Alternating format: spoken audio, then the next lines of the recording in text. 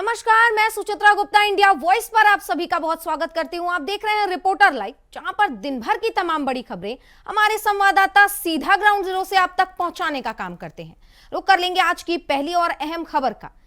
आज मोदी सरकार की 3.0 का दूसरा बजट पेश हुआ। केंद्र सरकार के इस बजट में वित्त मंत्री निर्मला सीतारमण ने क्या कुछ ऐलान किया है और क्या कुछ इस बजट में खास रहा है, विस्तार से बता रहे हैं हमारे सहयोगी अजय चौहान। मोदी सरकार का तीसरा काल में पहला बजट पेश किया गया, यानी कि आज निर्मला सीतारमण ने अपना बजट पेश किया, जिसको उम्मीद जताई जा रही थी कि इस बार कहीं न कहीं मोदी सरकार का जो बजट होगा आम जनता के लिए होगा और आम आदमी के लिए होगा, यानी कहीं ना मिडिल क्लास को इसमें विशेष ध्यान से रखा गया है ताकि वो अपनी आय दुगनी कर सके। वही किसानों की भी बात की गई है इसके अंदर। वही अगर इलेक्ट्रिकल पार्ट्स की बात करें उसमें भी कहीं न कहीं छूट देने की बात कही है, यानी कि जो देश के अंदर जो सुविधा है, जो समस्या है, जो महंगाई की दर बात करें या फिर जो टैक्स की बात करें तो उसमें भी काफी सुविधा दी गई है।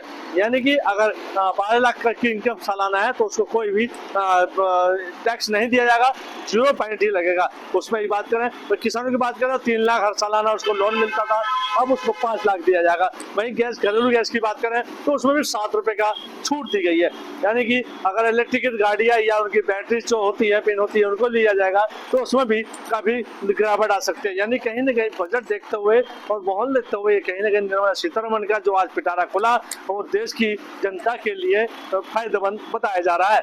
अब देखना होगा ये आखिरकार कितना बेनिफिट मिलेगा, कितना नहीं मिलेगा, क्योंकि राजनीतिक की बात करें तो उनका भी यही कहना है इस बार का बजट आम पब्लिक के लिए, बेरोजगारों के लिए, जो गरीब लोग हैं उनके लिए, मिडिल क्लास के लिए, उनके लिए काफी फायदेमंद है। लेकिन इसके अंदर कहीं ना कहीं राजनीति भी सामने होती नजर आ रही है। अब देखना होगा कि आने वाले समय में और कितना बेनिफिट मिल पाएगा, क्योंकि निर्मला सीतारमण ने जिस तरह से इस बार पिटारा बनाया, पिटारा खोला और सदन के अंदर जिस तरह से तालियां बजी, डेस्क बजी, उनका स्वागत किया गया कि जो बजट है वो सिर्फ मिडिल क्लास पब्लिक और जो गरीब लोग हैं उनके लिए है, कोई भी रोजगार कर सकता है। यानी कहीं ना कहीं हर चीज को इस बजट में रखा गया है। दिल्ली से अजय चौहान, इंडिया वाइड। तो सुना आपने वित्त मंत्री निर्मला सीतारमण ने किस हिसाब से बजट पेश किया, जहां पर एलपीजी सिलेंडर से लेकर टैक्स स्लैब में छूट दी गई है। अब आपको बता दें कि बजट सत्र के दौरान सपा प्रमुख अखिलेश यादव का बड़ा बयान आया, जहां उन्होंने ये कह दिया कि हमें बजट के आंकड़ों पर नहीं बल्कि महाकुंभ में हुई भगदड़ में जान गंवाने लोगों के आंकड़े पर हम ध्यान दे रहे हैं। इस दौरान अखिलेश यादव ने बीजेपी पर और भी कई बड़े आरोप लगाए हैं। क्या कुछ कहा है बता रहे हैं हमारे सहयोगी मोहम्मद आसिफ। पार्टी प्रमुख अखिलेश यादव संसद सत्र के दौरान आज बेहद आक्रामक दिखे। बजट पेश करने के दौरान सपा प्रमुख अखिलेश यादव ने अपने सांसदों के साथ हंगामा किया और बजट का विरोध किया। तो वहीं संसद से बाहर निकलने के बाद महाकुंभ हादसे को लेकर योगी सरकार को घेरने की कोशिश भी किया। सपा प्रमुख अखिलेश यादव ने कहा कि जो सरकार पारंपरिक आयोजन नहीं करा पा रही है वह दुनिया की कैसे बड़ी अर्थव्यवस्था बना सकती है। सपा प्रमुख अखिलेश यादव ने कहा कि जो स्नान आपको नहीं करा पा रहे हैं वह विश्व गुरु का बनने का सपना कैसे देख रहे हैं, इसकी परिभाषा क्या होगी यह आप ही अंदाजा लगा सकते हैं। सपा प्रमुख अखिलेश यादव ने यह भी कहा कि जिस तरीके से महाकुंभ हादसे में हिंदू भाइयों की जान गई, इससे साफ है कि योगी सरकार और बीजेपी सरकार हिंदू विरोधी है। सपा प्रमुख अखिलेश यादव ने यह भी कहा कि बजट के आंकड़ों से ज़्यादा जरूरी महाकुंभ हादसे में मरने वालों के आंकड़े ज़्यादा जरूरी है, क्योंकि योगी सरकार मरने का आंकड़ा छुपा रही है। फिलहाल जिस तरह से सपा प्रमुख अखिलेश यादव ने संसद के भीतर और बाहर बीजेपी सरकार को घेरने का काम किया, इससे कहीं न कहीं सियासी हलचल भी तेज दिखी। सहयोगी इसरार के साथ आसिफ बेग, इंडिया वॉइस। तो बजट पेश होते ही कहीं सियासी हलचल तेज हो गई है तो कहीं आम लोगों को इसे लेकर निराशा भी हुई है। आपको बता दें, केंद्र सरकार के आम बजट से उत्तराखंड को ज्यादा कुछ नहीं मिल पाया है, लेकिन बजट में दी गई राहतों से उत्तराखंड को कुछ बड़ी राहतें तो जरूर मिली हैं। क्या कुछ है ये राहतें, विस्तार से बता रहे हमारे सहयोगी अभय केंतुरा।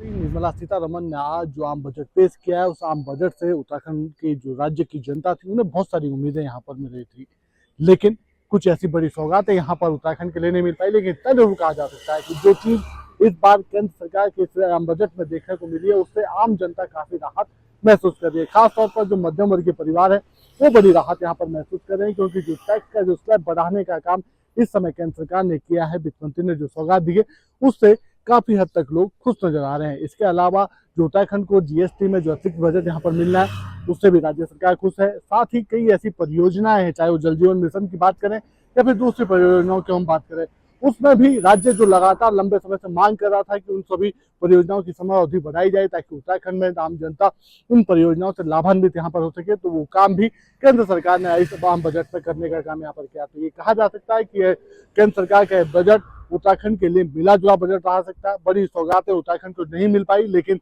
जो छोटी छोटी सौगातें मिली है वो भी काफी हद तक राहत देने वाली कही जा सकती है। ये कह सकते हैं कि भाजपा इन सब चीजों को लेकर बड़े प्रचारित करने का काम यहाँ पर करे कि राज्य की बड़ी सौगात केंद्र की तरफ से मिल पाई है। कैमरामैन अभय केंद्रा, इंडिया। तो वहीं 4 दिन पहले महाकुंभ में हुई भगदड़ के बाद मौतों पर और आज पेश होने वाले यानी कि पेश हो चुके बजट को लेकर कैबिनेट मंत्री जयवीर सिंह ने बड़ा बयान दिया है। इस दौरान जयवीर सिंह ने क्या कुछ कहा है, विस्तार से जानकारी दे रहे हैं हमारे सहयोगी मुकेश कुमार। उत्तर प्रदेश सरकार के कैबिनेट मंत्री ठाकुर जयवीर सिंह ने जहां सुबह 10 बजे पहुंचकर ट्रांजिट हॉस्टल पर जन सुनवाई की, तो वहीं मीडिया कर्मियों से बात करते हुए कुंभ को लेकर कई बड़े बयान दिए हैं। उन्होंने कहा है कि कुंभ में हुई घटना को लेकर प्रशासन की जो तैयारियां थी वो पूर्ण रूप से मजबूत थी। भीड़ अधिक होने के चलते तट पर किस तरीके से हादसा हुआ, इसकी भी पूरी निष्पक्ष जाँच कराई जा रही है। आयोग को पूरे मामले की जांच सौंपी गई है, क्योंकि वहां सीसीटीवी कैमरे भी लगाए गए थे। उन तस्वीरों को अभी तक वायरल नहीं किया गया, क्योंकि उन तस्वीरों को आयोग को सौंपा गया है। रिटायर्ड जज जो हैं वो इस मामले की पूरी जांच पड़ताल करेंगे और जो रिपोर्ट होगी वो सरकार सभी के सामने पेश की जाएगी। फिलहाल जो मृत हैं उनकी संख्या बताई है, उन्होंने कहा है कि 30 लोगों की जो मृत्यु हुई और कुछ लोग अधिक 2 सैकड़ा से अधिक लोग घायल हो गए हैं। इस घटना को लेकर राजनीति भी खूब तरीके से हो रही है। तो वहीं विपक्ष के जो आरोप हैं वो उन पर निराधार करते हुए उन्होंने बताया कि हमारी जो व्यवस्थाएं हैं उनमें किसी तरीके की कोई चूक नहीं हुई है और आने वाली जो है चौथी बार जो महाकुंभ का स्नान होना है उसको लिए भी हाई अलर्ट और हाई सिक्योरिटी की तैयारियां की गई हैं। तो वहीं आने वाले जो आज बजट जो आया, बजट पर भी उन्होंने कहा है कि सभी वर्गों का विशेष ध्यान रखा गया है। सीतारमण ने द्वारा आज जो बजट पेश किया गया उस पर भी उन्होंने कहा है सरकार ने सभी वर्गों का ध्यान रखते हुए जो गैस सिलेंडर है 19 kg का, उस पर पैसों की जो 5 रुपए की कटौती की है और जो पैसों की जो गैस की है, पेट्रोल की है, आम जनमानस की मांग है कि पेट्रोल डीजल पर भी दाम जो है वो कम किए जाएं। और भी जमकर उन्होंने कहा है कि विपक्ष जिस तरीके से बयानबाजी करता है उनके पास कोई मुद्दा नहीं है, क्योंकि महाकुंभ का आयोजन इससे अच्छा और सफल नहीं हो सकता। मैनपुरी से इंडिया वॉइस के लिए मुकेश कुमार। दिल्ली विधानसभा चुनाव के साथ साथ यूपी के मिल्कीपुर में भी उपचुनाव होना है और मिल्कीपुर का उपचुनाव सपा और बीजेपी के लिए प्रतिष्ठा का पूरा सम्मान बन गया है। आपको बता दें, इसे लेकर सीएम योगी खुद मैदान में उतर गए हैं और सीएम योगी ऐतिहासिक जनसभा मिल्कीपुर में करने वाले हैं, जिसकी तैयारियां जोरों पर हैं। क्या कुछ तैयारियां की जा रही है सीएम योगी के आगमन पर, बता रहे हमारे सहयोगी विनय मिश्रा।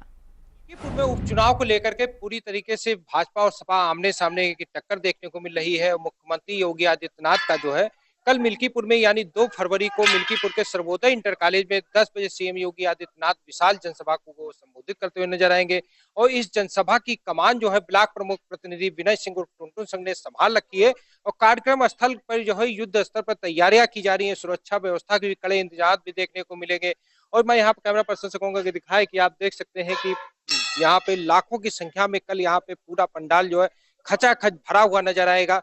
और ये स्थान मैं ये दिखाना चाहूंगा कि ये देख सकते हैं कि सीएम योगी आदित्यनाथ जो है इसी मंच से जो है जनसभा को संबोधित करते हुए नजर आएंगे। पंडाल की पूरी व्यवस्था जो है यहाँ पे तैयारियां जोरों पे चल रही है और यहाँ पे माना जा रहा है 100 से 150 आदमी यहाँ पे दिन रात कार्य में लगे हुए हैं पंडाल को पूरे करने के लिए।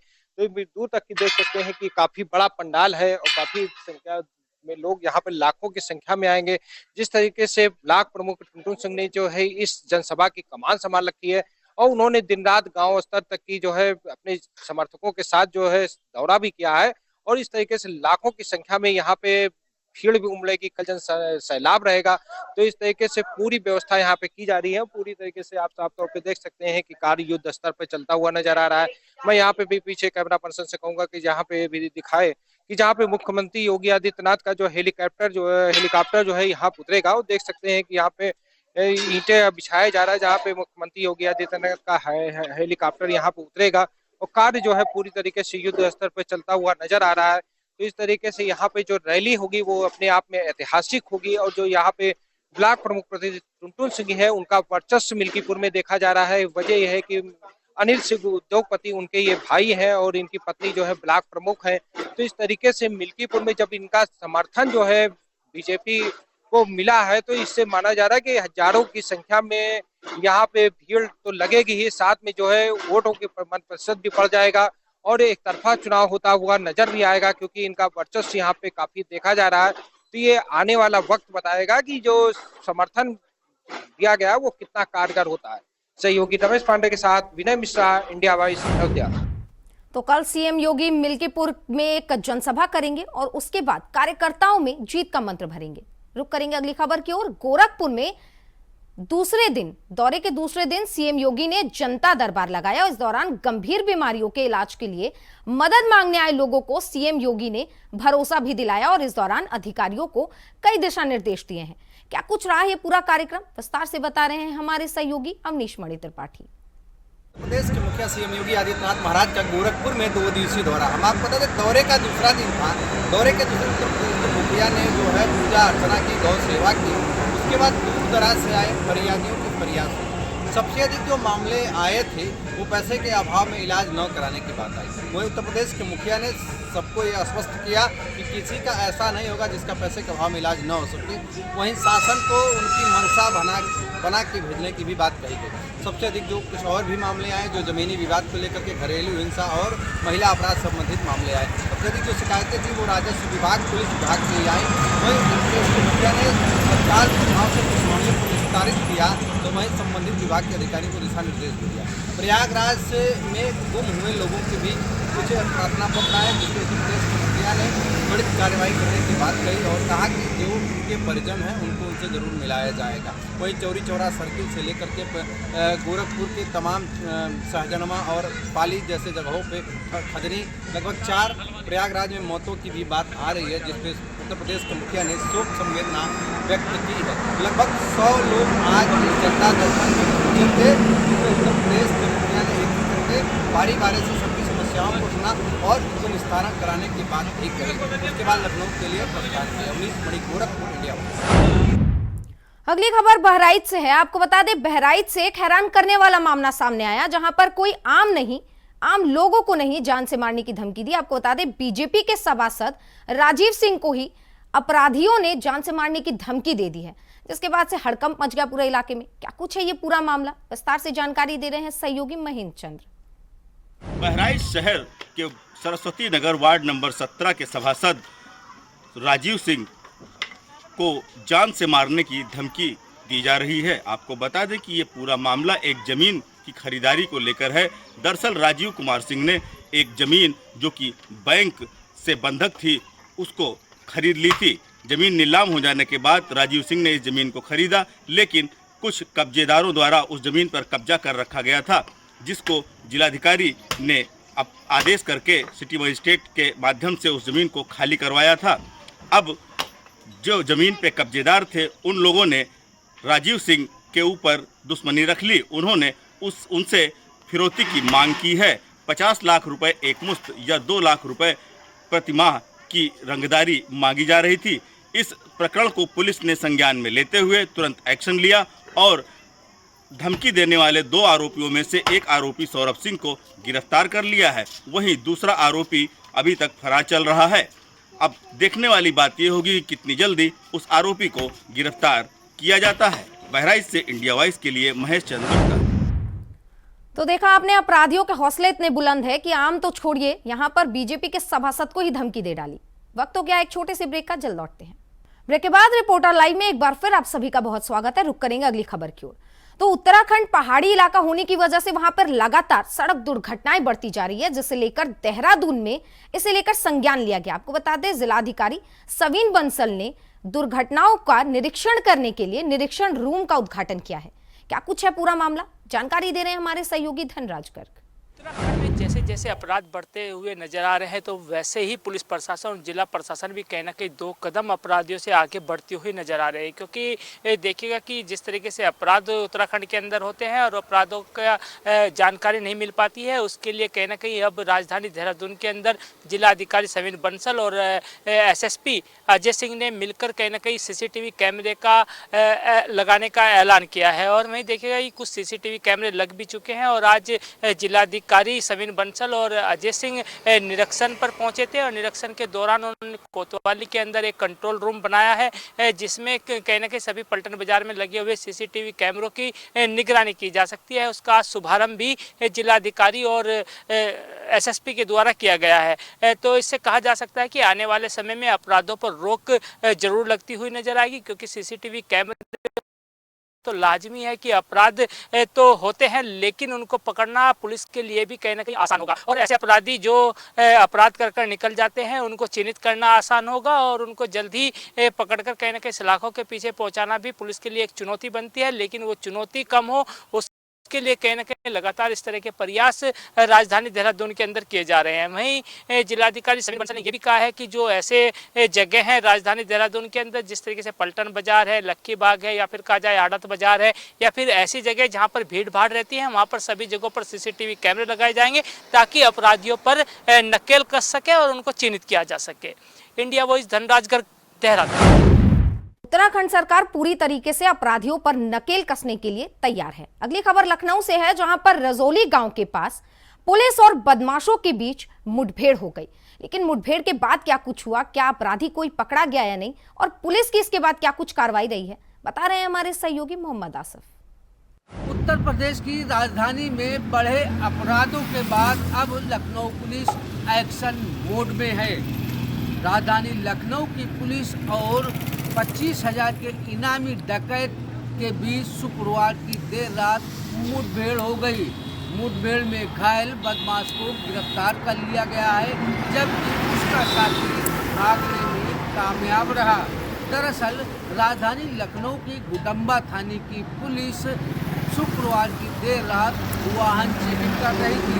तभी बाइक पर सवार होकर सैफ अपने एक साथी के साथ किसी वारदात को अंजाम देने जा रहा था, जिसे पुलिस ने टोका तो बदमाश सैफ ने पुलिस टीम पर फायरिंग शुरू कर दी।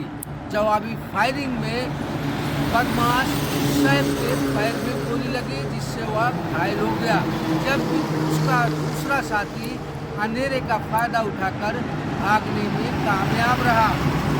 मौके पर पुलिस को असलहा, कारतूस और एक बाइक भी बरामद हुई है। डीसीपी गोपाल के मुताबिक सैफ बाराबंकी का रहने वाला है, उस पर डकैती के कई आपराधिक मुकदमे दर्ज हैं। उसकी गिरफ्तारी के लिए 25,000 का इनाम घोषित किया गया था। डीसीपी ने यह भी बताया कि सैफ का आतंक और दहशत बाराबंकी, लखनऊ समेत कई जिलों में है, जिसकी सरगर्मी से तलाश की जा रही थी। फिलहाल लगातार राजधानी लखनऊ में पुलिस और बदमाशों के साथ मुठभेड़ हो रही है। इस मुठभेड़ में धुरंधर और शातिर बदमाश गिरफ्तार भी किए जा रहे हैं। शुक्रवार की देर रात हुई मुठभेड़ में जिस तरह से इनामी डकैत सैफ को गिरफ्तार किया गया है, इसको लेकर अब आम जन में पुलिस के प्रति विश्वास भी बढ़ा है। सहयोगी इसराज के साथ आसिफ बेग, इंडिया वॉइस, लखनऊ। ये तो हो गई लखनऊ की बात, जहां पुलिस लगातार कार्रवाई कर बदमाशों की धरपकड़ में लगी हुई है। अगली खबर हापुड़ से है, जहां हापुड़ में भी अपराधियों के हौसले इतने बुलंद है कि पूर्व चेयरमैन प्रत्याशी के घर में घुसकर महिलाओं के साथ गाली गलौज की और इसके साथ मारपीट भी की। क्या कुछ है ये पूरा मामला, जानकारी दे रहे हैं हमारे सहयोगी शक्ति ठाकुर। यूपी के हापुड़ से है, जहां योगी सरकार में भूमाफिया बेलगाम हो चुके हैं। आपको बता दें, पूरा प्रकरण हापुड़ जनपद के पिलखवा कोतवाली के पिलखवा कस्बे का है, जहां शमशाद रोड पर रहने वाले परिजन उस समय सकते में आ गए जब पूर्व चेयरमैन प्रत्याशी आबिद अपने दबंग असलाधारी साथियों के साथ मकान के अंदर घुस गया और परिजनों के साथ मारपीट व बदसलूकी करने लगा। बताया जा रहा है कि पूर्व चेयरमैन प्रत्याशी आबिद इस मकान को कब्जाने का प्रयास कर रहा है और जब परिजनों ने इसका विरोध किया तो घर के अंदर मौजूद महिलाओं के साथ बदसलूकी की और मारपीट भी की है। वहीं इस घटना से आहत होकर घर में रहने वाली एक युवती ने मिट्टी का तेल छिड़ककर खुद को मौत के हवाले करने की कोशिश की थी, लेकिन परिजनों ने उसे समय रहते जलने नहीं दिया और आनन फानन में उसे अस्पताल लेकर पहुंचे हैं। बताया जा रहा है कि परिजन इतने सकते में आ गए हैं, इतने डर गए हैं कि वो खुद ही अपनी जीवन लीला समाप्त कर लेना चाहते हैं। वहीं पुलिस ने इसमें मुकदमा तो दर्ज कर लिया है, लेकिन पूर्व चेयरमैन प्रत्याशी आबिद को अभी तक गिरफ्तार नहीं कर पाई है। देखने वाली बड़ी बात यह होगी कि इस तरह के भूमाफियाओं के जो हौसले बुलंद हैं, जिस तरीके से पूर्व चेयरमैन प्रत्याशी ने इस घटना को अंजाम दिया है, कब तक ये पूर्व चेयरमैन प्रत्याशी आबिद पुलिस की गिरफ्त में आ पाता है। कैमरामैन संजय कश्यप के साथ इंडिया वॉइस के लिए हापुड़ से शक्ति ठाकुर। तो ऐसी ही खबर हरदोई से आई, जहां हरदोई में भी अपराधियों का आतंक देखने को मिल रहा है। आपको बता दें, हरदोई में बार एसोसिएशन के पूर्व महामंत्री के बेटे को गोली मार दी गई। क्या कुछ हुआ, इसके बाद पुलिस की कार्रवाई क्या कुछ हुई है, जानकारी दे रहे हैं हमारे सहयोगी आनंद तिवारी। बार एसोसिएशन के पूर्व महामंत्री एडवोकेट साहब के बेटे को कल गोली मारकर घायल कर दिया गया था। आपको बता दें कि उनका बेटा कल अपनी गाड़ी की धुलाई करवाने गया था। उसी दरमियान वहां पे 3 युवक आए नशे में की हालत में और 315 बोर के तमंचे से उसके ऊपर फायर झोंक दिया, जिससे वो गंभीर रूप से घायल हो गया है। हालांकि आपको बता दें कि कल पूरा पुलिस फोर्स की जो टीमें लगी रही, उन तीनों युवकों को अरेस्ट करने के लिए कल देर रात में तीनों युवक अरेस्ट कर लिए गए हैं। पुलिस ने उनके पास से जो बरामद किया है, एक 315 बोर का तमंचा व एक जिंदा कारतूस व एक कारतूस का खोखा बरामद किया है। जो और घटना में साथ में जिस गाड़ी से वो गए थे, वो वैगन आर गाड़ी भी बरामद कर ली है। हालांकि पुलिस ने उन तीनों युवक को जेल भेजने का प्रक्रिया में लगी हुई है और एक अन्य युवक इसके साथ जो फरार चल रहा है, उसके लिए टीमें गठित की गई हैं। अब देखना यह होगा कि कितनी जल्दी उस युवक की गिरफ्तारी कर पाएगी पुलिस। हरदोई से आनंद त्रिवेदी, इंडिया वाइज। वहीं अगली खबर जौनपुर से है, जहां मेडिकल कॉलेज के छात्रों का आक्रोश देखने को मिला। आपको बता दें, जौनपुर में मेडिकल कॉलेज के छात्रों ने रोड जाम कर खूब हंगामा किया। क्या कुछ है ये पूरा मामला, बता रहे हैं हमारे सहयोगी विवेक कुमार। जौनपुर के मेडिकल कॉलेज के बाहर छात्रों ने रोड जाम कर जमकर हंगामा करना शुरू कर दिया। छात्रों के हंगामा को देख भारी पुलिस बल मौके पर पहुंच गई। बताया जाता है कि सड़क हादसा में घायल एक छात्र की वाराणसी अस्पताल में उपचार के दौरान मौत हो गई। वहीं जैसे ही मौत की खबर छात्रों को मिली तो छात्रों ने सड़कों पर उतरकर रोड जाम कर दिया। छात्रों के हंगामा से लगभग घंटों जौनपुर शाहगंज मार्ग जाम रहा। छात्रों का आरोप है कि सही समय से मेडिकल कॉलेज में मृतक को एम्बुलेंस न मिलने के कारण उसकी जान चली गई। हालांकि छात्रों के हंगामा को देख जौनपुर के जो है अपर पुलिस अधीक्षक खुद मौके पहुंचे और छात्रों को समझा बुझाकर मामले को शांत कराया गया। पूरा मामला जो है जनपद जौनपुर के सरायखाजा थाना क्षेत्र के शहीद उमानाथ सिंह मेडिकल कॉलेज का बताया जा रहा है। वहीं पुलिस जो है पूरे मामले की जांच पड़ताल कर रही। छात्रों की बातों को सुना और उन्हें आश्वासन भी दिया गया है। जौनपुर से विवेक कुमार, इंडिया वॉइस। तो वहीं मेरठ में पुलिस लगातार बदमाशों पर कार्रवाई करती हुई दिखाई दे रही है और तस्करों के पीछे पड़ी हुई है। आपको बता दें, तस्करों पर नकेल कसते हुए पुलिस ने 2 हथियार तस्कर को गिरफ्तार किया है। कैसे गिरफ्तार किया, क्या कुछ पुलिस की रणनीति रही इस दौरान, बता रहे हैं हमारे सहयोगी शाहरुख सैफी। थाना परतपुर पुलिस और सर्विलांस टीम ने 2 शातिर हथियार सप्लायर को गिरफ्तार किया है, जिसके पास से 6 तमंचे और एक मस्कट और एक पिस्टल भी पुलिस ने बरामद की है। बताया जा रहा है कि ये एक ऑफिशियल जो है सप्लायर था, जो दिल्ली समेत कई अन्य जिलों में सप्लाई करते थे और इसमें 5 से 6 हज़ार रुपए कीमत की इनकी बोलियां होती थी, जो व्हाट्सएप के जरिए ये लोगों को तक पहुंचाते थे। बताया जा रहा है कि ये थैले, जो सब्जी बेचने वाला ठेला होता है, उसमें थैले में रख करके ये हथियार जगह जगह लेकर के वहां सप्लाई करते थे और काफी लंबे समय से ये सप्लायर सप्लाई कर रहे थे।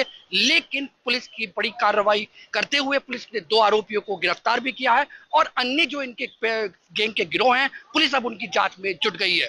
मेरठ से इंडिया वॉइस के लिए शाहरुख सर। तो वहीं आपको बता दें, आज वित्त मंत्री निर्मला सीतारमण ने बजट पेश किया। बजट में कई अहम घोषणाएं भी की गई। वहीं निर्मला सीतारमण के बजट पेश होने के बाद जयपुर का क्या कुछ हाल रहा, आपको बता रहे हैं हमारे सहयोगी भुवनेश टाक।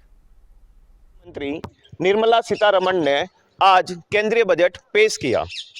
केंद्रीय बजट को लेकर राजस्थान के नेताओं की पॉजिटिव और नेगेटिव दोनों ही प्रतिक्रिया आनी शुरू हो गई है। मुख्यमंत्री भजनलाल शर्मा ने जहां अपने मुख्यमंत्री निवास पर बजट को सुना और बजट को सुनने के बाद में बजट की तारीफ करते हुए सोशल मीडिया एक्स पर पोस्ट कर प्रधानमंत्री नरेंद्र मोदी और वित्त मंत्री निर्मला सीतारमण दोनों का आभार जताया। हालांकि इस बजट में राजस्थान के लिए स्पेशल कोई अलग से पैकेज नहीं है, लेकिन बजट घोषणाओं में जो घोषणाएं की गई उनका फायदा कहीं ना कहीं राजस्थान को भी जरूर मिलेगा। जैसे कि राजस्थान की जनजातीय जो क्षेत्र है, वहां प्रधानमंत्री ग्राम योजना का लाभ पहुंचेगा। 12 लाख से कम आय वाले व्यक्तियों को अब आयकर नहीं देना पड़ेगा, इसका भी असर। वहीं अगली खबर आगरा से है। आगरा पुलिस कमिश्नर जे रविंद्र गौड़ के निर्देश में लंगड़ा ऑपरेशन, पुलिस का लंगड़ा ऑपरेशन लगातार जारी है, जहां बदमाशों के खिलाफ लगातार कार्रवाई की जा रही है। क्या कुछ है ये पूरा मामला, बता रहे हैं हमारे सहयोगी जीशान अहमद। पुलिस कमिश्नर जय रविंद्र गौड़ के निर्देश में आगरा पुलिस लंगड़े ऑपरेशन के तहत लगातार बदमाशों के खिलाफ कार्रवाई की जा रही है। वहीं आगरा पुलिस और बदमाशों के बीच में बीती रात को मुठभेड़ हो गई, जिसमें 2 बदमाशों से मुठभेड़ हुई है, जिसमें एक अभियुक्त के पैर में गोली लगी है, जिसका एसएन हॉस्पिटल में इलाज चल रहा है। वहीं दूसरे अभियुक्त को भी आगरा पुलिस ने गिरफ्तार किया है। वहीं उनके कब्जे से आगरा पुलिस ने लूटा हुआ पर्स और 1000 रुपए नगद, एक अवैध तमंचा और खोखा कारतूस, जिंदा कारतूस भी पुलिस ने बरामद कर लिया है। ये कार्रवाई आगरा के थाना जगदीशपुरा क्षेत्र में की गई है, क्योंकि जगदीशपुरा क्षेत्र में एक महिला के साथ इन दोनों अभियुक्तों ने लूट की घटना को अंजाम दिया गया था, जिसके बाद पुलिस लगातार इन अभियुक्तों की तलाश कर रही थी। हालांकि पकड़े गए अभियुक्त के आपराधिक इतिहास की अगर बात करें तो लगातार उसके ऊपर 5 लूट जैसी गंभीर धाराओं में मुकदमे दर्ज हैं, लेकिन आगरा पुलिस ने दोनों अभियुक्तों को मुठभेड़ के दौरान गिरफ्तार कर जेल भेज दिया। अपने सहयोगी उमर के साथ जीशान अहमद। तो देखा आपने, जैसे जैसे बदमाशों के हौसले बुलंद हो रहे हैं, वैसे वैसे पुलिस की कार्रवाई भी लगातार सख्त होती जा रही है। इसी के साथ रिपोर्टर लाइव में आज के लिए बस इतना ही। देश और दुनिया की तमाम खबरों के लिए बने रहिए आप इंडिया वॉइस के साथ। नमस्कार।